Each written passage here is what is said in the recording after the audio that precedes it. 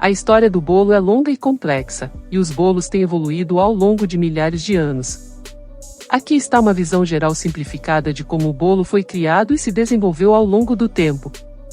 Origens antigas: a ideia de combinar ingredientes como farinha, água e adoçantes para criar uma massa cozida remonta a civilizações antigas, como os egípcios e os gregos.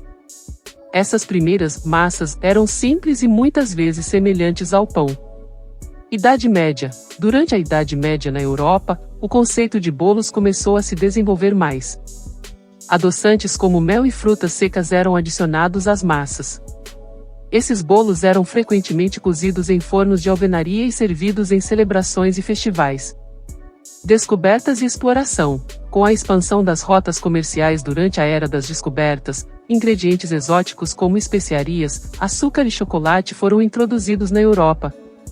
Isso enriqueceu a culinária e levou a uma maior diversidade de bolos e sobremesas.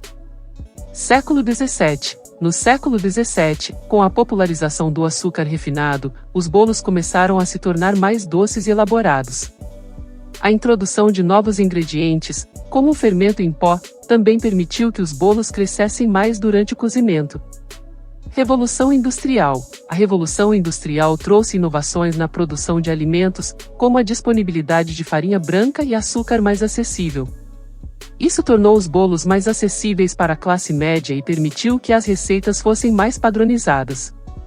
Século XIX: o século XIX testemunhou um grande avanço na produção de bolos. Livros de receitas começaram a se tornar populares, e as receitas de bolos se diversificaram ainda mais. Surgiram muitos tipos de bolos, como bolos de camadas, bolos de frutas e bolos de sobremesa. Século XX: a revolução nas cozinhas domésticas, com a disponibilidade de eletrodomésticos como batedeiras elétricas e fornos modernos, tornou mais fácil para as pessoas prepararem bolos em casa. Isso levou ao aumento da popularidade dos bolos caseiros. Diversificação contínua: atualmente, bolos vêm em uma variedade impressionante de tipos, sabores e estilos. Desde os bolos simples feitos em casa até as criações elaboradas de confeiteiros profissionais, os bolos desempenham um papel importante em celebrações, festividades e na vida cotidiana em muitas culturas ao redor do mundo.